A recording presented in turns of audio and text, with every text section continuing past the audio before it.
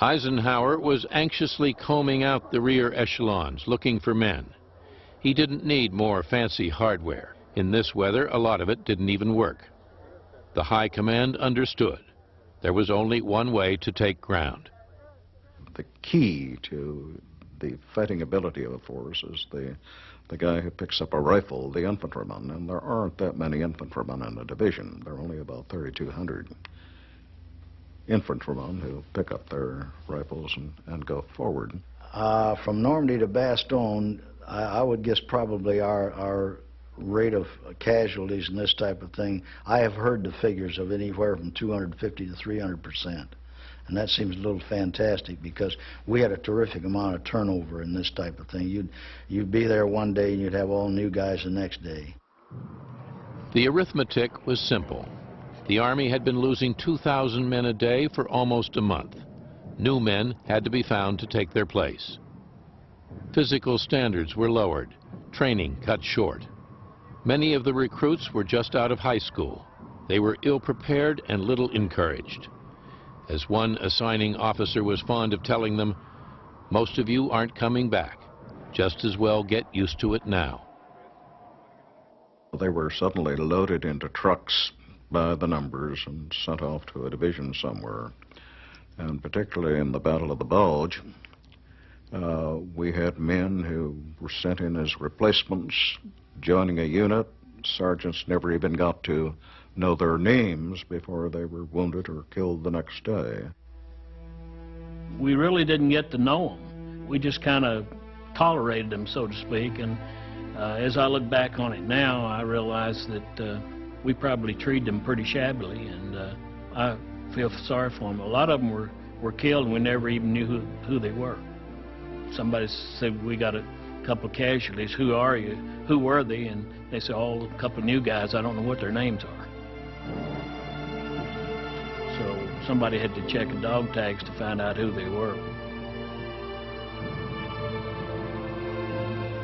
On January the 13th, we were almost to this little town of Cooley, and the artillery started coming in. I had at least 15 of my new men that I knew the names on paper, but I hadn't put the name and the face together yet, because I only had them a week or 10 days.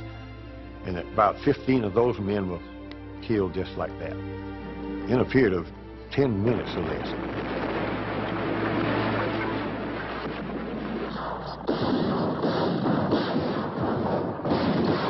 The Americans were taking back the Ardennes one small town at a time. First, gunners blanketed the towns with artillery. Then the ground soldiers came out of the woods on foot and in tanks, shooting as they went. When GIs fought their way into a town, the civilians were never in sight.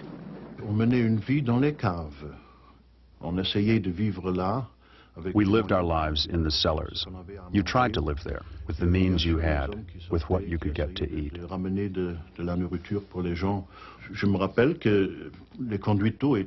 I remember that the water mains had been destroyed.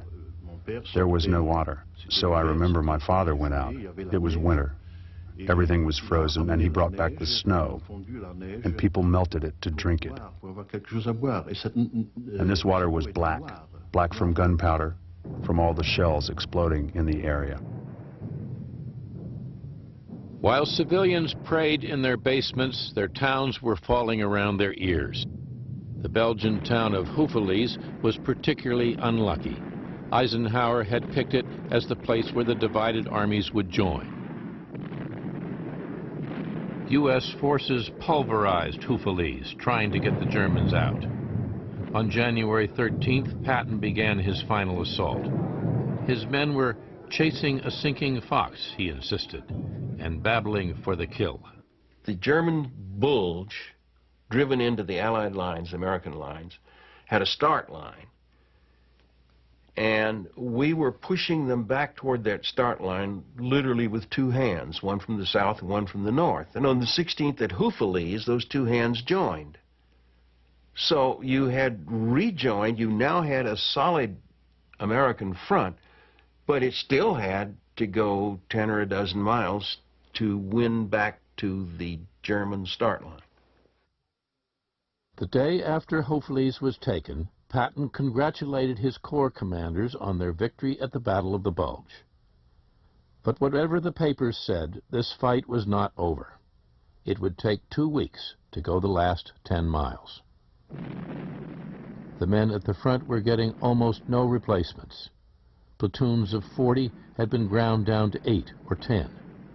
Still, the command ordered them to turn and fight their way east. And so the fellows, there were a hell of a lot less of them, and they were in terrible shape. Boston guy McCarthy was suffering from both dysentery and upset stomach, and he was throwing up, he was working both ends, and he got awfully weak. And in one attack that they went into, he was a sergeant. He passed out right in the middle of the attack. His guys took him over to a haystack, pulled it apart, put him in it, packed him down to keep him from freezing, finished off the attack, and came back and got him later on. It was very tough. They wouldn't send him back. He tried to go back. Nothing sent you back, except big holes or dead. The first quality of a soldier, Napoleon said, is constancy in enduring fatigue and hardship. Courage is only second. In the final stages of the Battle of the Bulge, the men on both sides were spent. Their army's resources dwindled. All that was left was survival of the most primitive kind. The German troops were in tatters, but they kept fighting. If they tried to surrender, they'd likely be shot. German dead were left to freeze where they fell, past the point of pity. American soldiers sat on them like logs to eat their rations.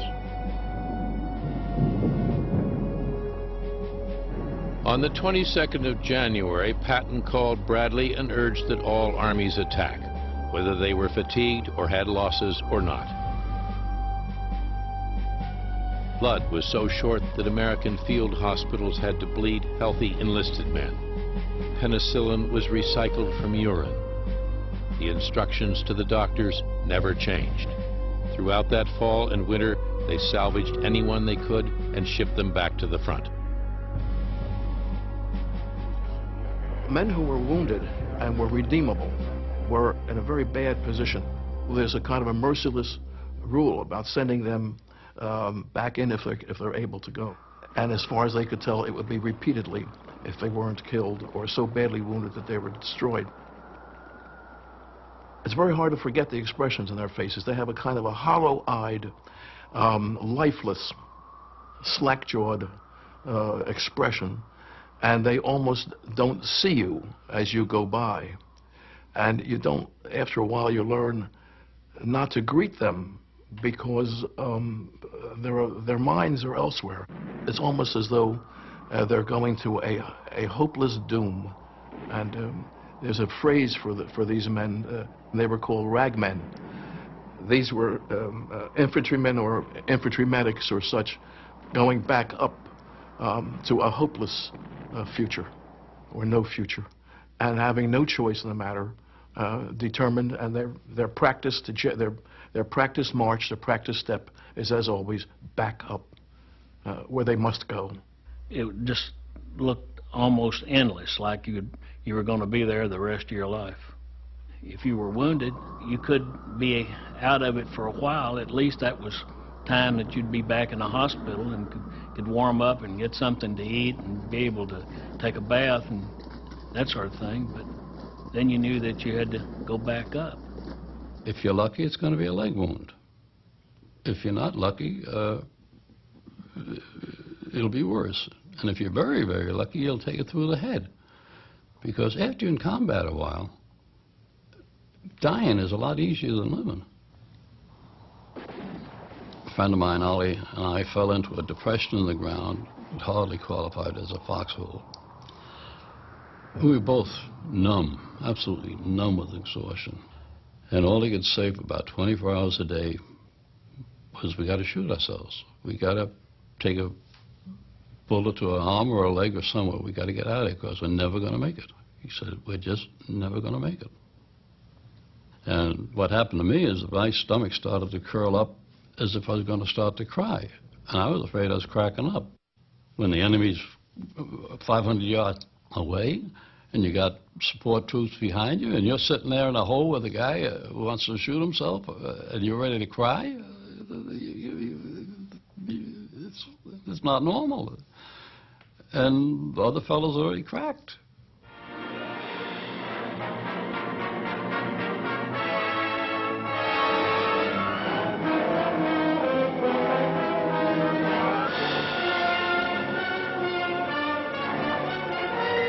For every 4 men wounded, Day, and you'd have all new guys the next day. The arithmetic was simple. The Army had been losing 2,000 men a day for almost a month. New men had to be found to take their place. Physical standards were lowered, training cut short. To Bastogne, I would guess probably our rate of casualties and this type of thing, I have heard the figures of anywhere from 250 to 300%. And that seems a little fantastic because we had a terrific amount of turnover in this type of thing.